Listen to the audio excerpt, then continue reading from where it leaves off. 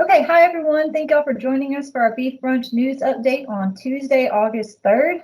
It's kind of crazy to believe we're already in August, at least in my mind it is. It's raining here in North Louisiana, but Vince said he's got some sunshine going and some hay balers running out there. So Vince, I'll go ahead and turn it over to you for our update in Central and South Louisiana. Sure, Ashley, and thank y'all for having me with y'all. It's been a nice 10 days or so that we've been able to get some hay made in Central and South Louisiana. However, I talked to someone south of Lake Charles earlier, and it's raining down there. So in the central part of the state, we kind of have had a break, and still, been fortunate. We've missed this weather coming through with this supposed to be cool front. Hopefully, we don't get too much tonight. There's a lot of hay producers waiting in the wings to hook their equipment or get back rolling. But we did have an opportunity over the last 7 to 10 days to get the first piece of a cutting made, and it's the hay is big, it's thick, it's rank. As we've said all along, it's better having big, poor quality hay than having no hay. But we're going to get it made eventually, I would assume. But it's sure been a challenge. But other than that, armyworms is we've been talking about these things since back in May. They're still here. They're still with us. These fields that are getting cut, it seems like on a full moon, which we're coming upon in the next few days, it seems like it's worse because the moths fly in on a full moon, and we're seeing plenty of indicators with those cowbirds out there. So um, we mentioned this before we got on the air live that the options are limited because of the resistance of some of the pyrethroids. The Dimilin and Intrepid and some of the higher ended insecticides are working, but it's hard to justify spending 12 10 12 $13 an acre on armyworms, but we got to do it in some cases to get that next hay cutting made, hopefully before the fall season sets in. Here locally, I know Jason's going to cover the markets. The calf market is on the uptrend. Killing cows are still well in the 60s, up to 70 on a high yielding cow. Bulls, cull bulls are still hitting $1 in some cases. So it's there's a positive positive momentum going forward as far as the markets going into the spring-born calves coming to this fall run. Some folks are saying $2 calves coming to fall. We sure can stand to have that. Um, but as far as any major ongoings, the hay is still at the top of our list. I talked to some of the dealers regarding ryegrass seed. They are getting ryegrass seed in house, but it is slow because of the droughty conditions up in the northwest, where the seed, the ryegrass is grown for seed. But it was not in a drought-prone area. Talking to Dr. Twidwell last week, not as severe drought as what you're hearing on the news. So, we will have ryegrass seed, but it will be up from what we paid last year for it. So be prepared with money you're saving and the extra money you're going to make on those calves coming from the spring crop. You'll need it if you're going to intend to plant ryegrass. Whereas with a poor quality hay, we can anticipate that we'll have more ryegrass planted because of low quality hay and there for a lack of maybe hay. So it's about all we have going on here. But it's the corn harvest is on. The corn prices are still holding steady as far as the board's concerned. Some of the soybean prices are slipping a little bit, but we'll get into soybean harvest here and along the river parishes here coming here shortly. So crop looks better, a whole lot better than it did 6 weeks ago. It seems like it's caught up. So hopefully we get a break from the rain and get into a more normal August and September pattern coming up, so we can get some things done and the harvest done. That's all I have for today. All right, thank you. Lee, as I mentioned, it's raining here where we're at the Hill Farm, but will you go on and do our field update, weather update for the Northwest region, please? Well, thank you, Ashley. Good to be with you all today.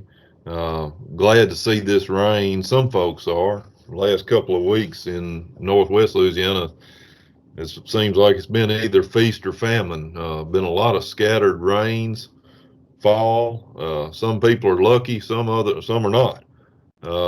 Talked to a guy this morning, cut some hay last week, and it's been rained on 3 times before today.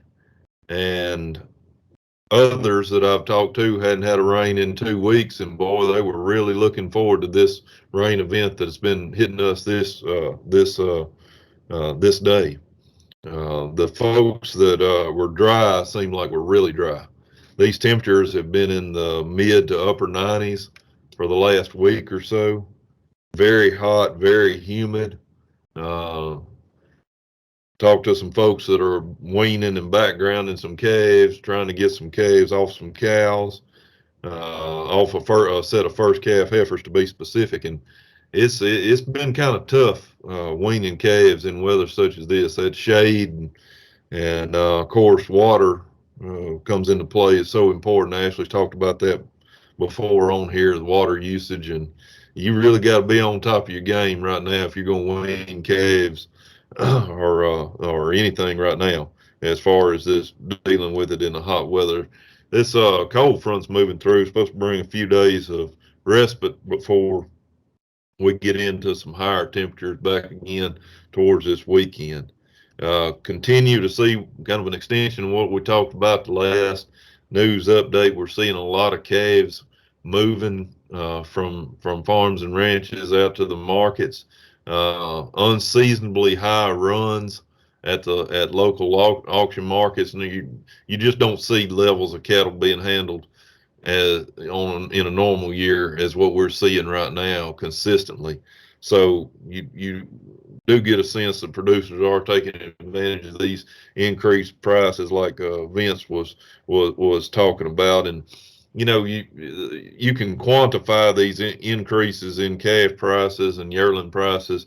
What you can't quantify is more the sense of optimism, just like what Vince just talking about rumors going around, people hoping for $2 a pound. I'm assuming he was talking about like on a 500-pound steer or something like that. $2 a pound on that coming this fall. That kind of personifies the sense of optimism that I've been getting from producers through all sectors of the markets. Just seems like people uh, kind of feel like the worst is behind us, and we'll continue to climb on out of this hole that we've gotten ourselves worked in the last few years. And I hate to be maybe too pessimistic about it, but we've been there before where we really thought we were going to climb out and get a good market built up, and these black swan events like we've been talking about just cut us off at the knees time and time again. So while I am optimistic, I'm more cautiously optimistic, I would say. It is hard to believe. Ashley and Vince both stated about it being August 1st. We just don't realize that these these winter plantings for winter pastures are upon us, but they really are. And we keep hearing some rumors and about some seed shortages and dry weather up in the Pacific Northwest and so on and so forth. Uh, Talked to a guy towards the end of last week that books a lot of ryegrass seed, plants a lot of ryegrass seed. He was telling me that the price he got quoted was about $7 to $8 a bag increase over last year. But that's just one isolated incident. I didn't ask any particulars as far as volume or through what vendor he was going through on that. I'm going to wrap it up just with another piece of news kind of on the national level. And we've been hearing some murmurings. Uh, Livestock transportation is such an important topic. Before we started recording this today, we were talking about the fact that moving our cattle costs so much, and it really transportation costs can really determine what we're getting at the local level as far as local markets for our calves or for yearlings or even for our killing cows. Those transportation costs, whenever you're talking about diesel fuel, and we hear truck shortages and how it's hard to find trucks, and I know there's a lot of shortages out there across all industries, but I've been hearing about some shortage of cattle trucks and so on and so forth. Talked to one guy a while back, I guess several weeks ago, it is now, and he works for a rather large order buying outfit, and stated that whenever they send a buyer out to a sale barn, it's no longer how many they can buy for a certain price. It's how many they can buy for the number of trucks they can get. And if they can only get one truck and they know they're limited at 50,000 pounds, so on and so forth. But in the news nationally about this, these livestock haulers have been operating on exemptions for the hours of service, and I'm not going to get into a lot of detail on this because, as with all this DOT stuff, it can get pretty complicated pretty quickly. And I'm not a trucking expert by any means, but basically, these livestock haulers have been exempted from the hours of service, how many hours they can actually be on the road. And they've also been exempted from electronic logging devices, ELDs. That's a new mandate that on these 18-wheelers, they must have these devices in their trucks that can kind of track their how many miles and how long they've been driving and so on and so forth. And livestock haulers have been exempted from this for the last couple of years. And there's murmurs out of Washington that through some different legislation, they're going to get that put in kind of permanent, some of those exemptions for livestock haulers. And so kudos to the folks that are working on that, because we can really, really see some negative impacts on the local market whenever we're talking about moving cattle 10, 11, 12 hours away from Louisiana. It can really affect our bottom line on the local level whenever these truckers get squeezed down on all this. So with that, Ashley, I'm going to turn it back over to you. All right, thank you. So I had some notes jotted down, and I was going to do this after Jason, but if you don't mind, Jason, I'm going to step in real quick because Vince and Lee have already mentioned it, and I figure you're probably going to say some of the same things. So if y'all can't tell already, I mean, we're saying it's August and plan ahead. Vince and Lee have both already said that, whether it's ryegrass seed or looking at supplemental hay. Because we know most of our guys aren't producing the hay that we normally do from year to year. So be thinking about how you're going to make up for that. Feed supplements, minerals, protein, whatever it is that you normally have for the winter. As Lee just mentioned, transportation for our cattle, but transportation for anything. You can't buy anything without there being some sort of delay, it seems like right now, due to transportation, labor, whatever it might be. So one of the biggest notes that I had was plan ahead, start thinking about particularly your winter forages, your winter supplemental feedings. And then I'm going to talk about our Beef Brunch webinars that we have coming up the next few months. I think a lot of those are going to help you out with that. But it is something that you don't need to wait on. Go ahead and start looking into that and figuring out how you're going to move forward with the remainder of the year. So with that, Jason, I'll go ahead and turn it over to you. I know they're probably glad to hear the markets coming from you instead of me today, but if you'll go ahead and do our Northeast region update and go on into our markets, please. Well, thank you, ma'am. And no, I think you've done a fine job. But it's not hard reading it off of that slide, is it? But and just looking at the Northeast, I felt like I was living in Vince's world last night. So we ended up with a 5-inch rain gauge, and the water was lapping the top of it this morning whenever I got up. So we really got a good bit of rain. So it sounded like it averaged somewhere around 4 inches of rain that fell over in this part of the country last night and into the early hours of the morning. But that's pretty unusual for us this time of year in North Louisiana. I mean, we just normally don't get that kind of rainfall up here this time of year, so it's pretty unusual. So whenever you hear Lee talk about unusual, that is very unusual for us.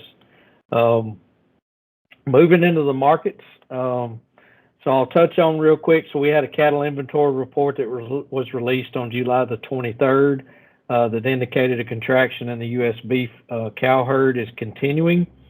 Beef cow herd on July 1 was estimated at 31.4 million head, which is down 2% from last year.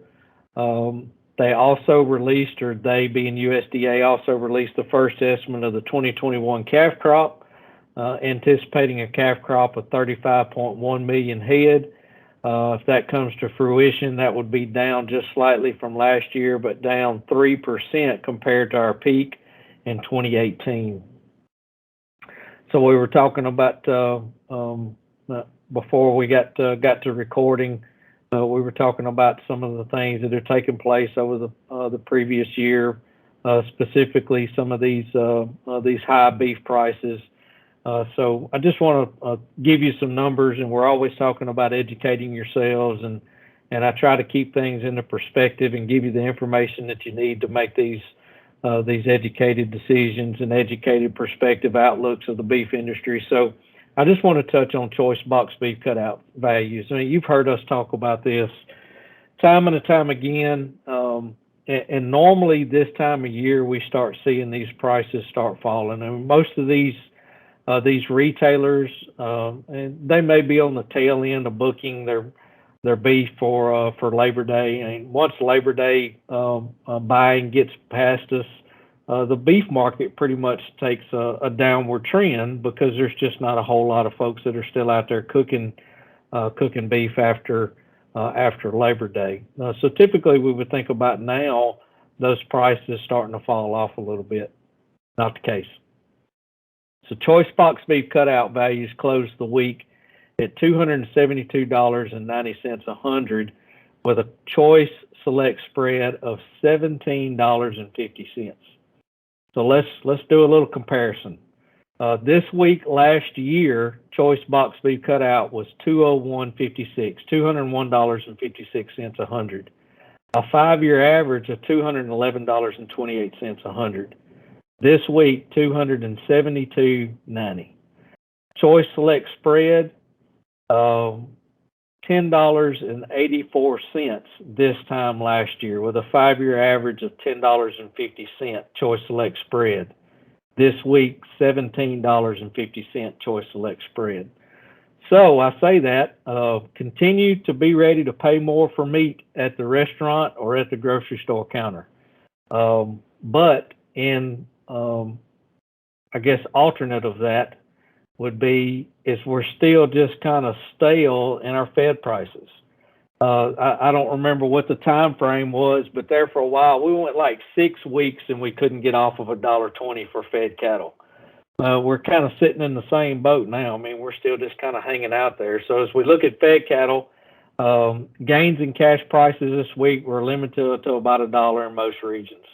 So early in the week, there was a lot of optimism in the market, and there was a lot of signals, a lot of industry signals that say, man, this market's fixing to turn around.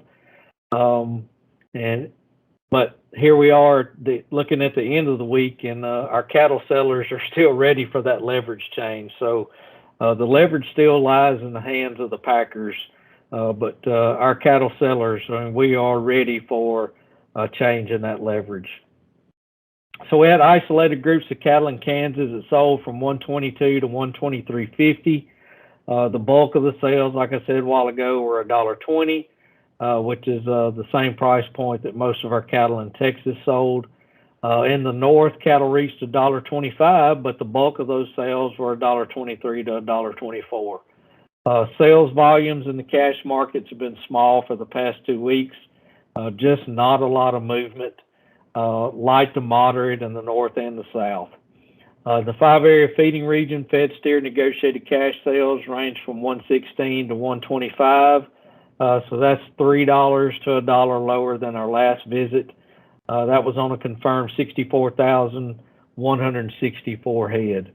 After a very short-lived rally that started early in the week, futures ended the week with August down 42 cents at 122.07, October down 95 cents at 127.20, and December down 62 cents at 132.65.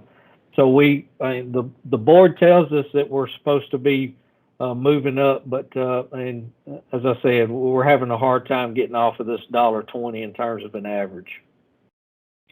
500 to 600 pound steers, medium and large 1s and 2s, sold from 152 to 166. So that's up $5 from the previous week. And so some of you may have heard some higher prices than that, and y'all have heard Vince say this before. Your plainer type cattle are going to bring lower. Your better, fancier type cattle, they're going to be higher than that. I'm just giving you what an average of what we see that's not necessarily your plainer type cattle, but not necessarily your fancier type cattle. I'm just trying to give you an average of what we're seeing in terms of just the average of cattle that are out there. 700 to 800 pound feeder steers, medium and large 1s and 2s, sold from 138 to 143. So that's $2 to $8 higher from the previous week. On that same class of cattle, futures ended the week with August trading down 32 cents at 158.17, September down 15 cents at 161.80, and October also down 15 cents at 164.05. As Vince said earlier, lean cull cows are still doing well. Those high yielding ones are still bringing well into the 70s, but if we look at it in terms of just an average, $56 to $63 a hundred, which is on the low end about $3 lower, but on the high end that's about $3 higher as we compare that to the previous week. Looking at the feedstuff market, soybean meal is trading down $6.70 at $388.30 a ton. So as we go through this, I'm going to continue on my, let's put things into perspective in terms of where we were this time last year on the same week and what we were looking at in terms of a 5-year average for the same week. So on soybean meal, this week, $388.30 a ton. Last year, we were $100 a ton cheaper at $298, and on an average, 5-year average, $355 a ton. So we're not too far off. We're only about $30 off of that 5-year average. Soybean hulls are trading steady at $155 a ton. So last year we were trading at $100 a ton, and our average for that is $116 a ton for those soybean hulls. Cottonseed meal for this week trading steady at $320 a ton, $320 a ton. Last year we were at $245 a ton. 5-year average $251 a ton. Whole cotton seed is up $5 a ton at $365. Last year we were at $215 a ton. 5-year average $242 a ton. Rice bran steady at $140 a ton. Last year $100. Average 5-year average $105. Corn gluten feed meal, the 60% product, is trading steady at $585 a ton. Last year, $445. 5-year average, $526. Dried distillers grains are down $2.50 a ton at $162.50. So last year we were at $120 a ton. 5-year average, $128 a ton. So here's the kicker. What's the last one? Corn. So it is still high, and you look at it in terms of last year and the average, it is high. So it is down 11 cents a bushel at $5.65 a bushel. However, last year we were at $3.29 a bushel. 5-year average, $3.67 a bushel. So, and I don't remember if it was last Friday or Friday week ago, I guess, in the beginner cattleman class, but I think we touched a little bit on some of these input prices and some of the inflation that we're seeing in these input prices, and the feedstuffs are no different, y'all. I mean, they are inflated. So I guess I'll close it with the comment that kind of goes along with what everybody said and what Ashley was talking about of being prepared. So I just got done recording one of the talks for Dr. Edwards' beginner cattleman class in terms of feedstuffs. And one of the things that I talked about in there was some of these feedstuffs that we purchased in terms of TMRs, and we purchased them either in a 50-pound bag or as a super sack. I guess what I would encourage you is always look at ways that you can purchase in bulk and save yourself money. Every one of you have neighbors. Every one of you have neighbors that probably plant some ryegrass seed. Anytime that you can purchase ryegrass seed, multiple pallets at a time, ton pallets at a time, you can save yourself money because you're going to get a discount on those bulk orders. So anytime that you can go in with a neighbor, and if both of y'all are going to be planting ryegrass seed, go in with your neighbor and try to decrease that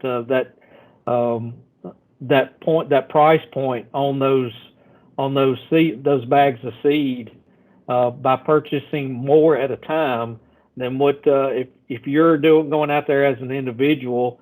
If I'm only going to plant 100 pounds of ryegrass seed on very small acreage, but I've got 2 or 3 neighbors that are going to be planting a couple of tons, and I'm going to be contacting them and saying, hey, I only need a small quantity of seed. And would it be possible for me to get some into y'all's order? Or even if you've got 3 or 4 pallets that you're going to be purchasing, if you can put together a truckload, you're going to be saving yourself an awful lot of money by going in, visiting with your neighbors, putting together those big orders. And there's some cattlemen groups around the state that do that. They'll go out and they do that very well as cattlemen's groups, and they do a good job of purchasing some of those inputs in bulk like that to save their group money, and I admire that. But I guess that's why I would close this, Ashley, is there are some ways that even in some of these inflated prices that we're looking at that we might be able to save ourselves a little bit of money.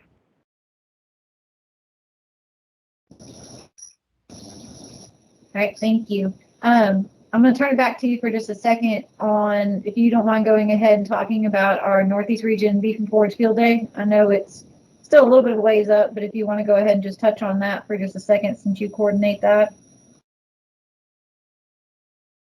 So yes, ma'am, on September the 16th at Gold Mine Plantation. So that's where we've been since we started this field day in Northeast Louisiana.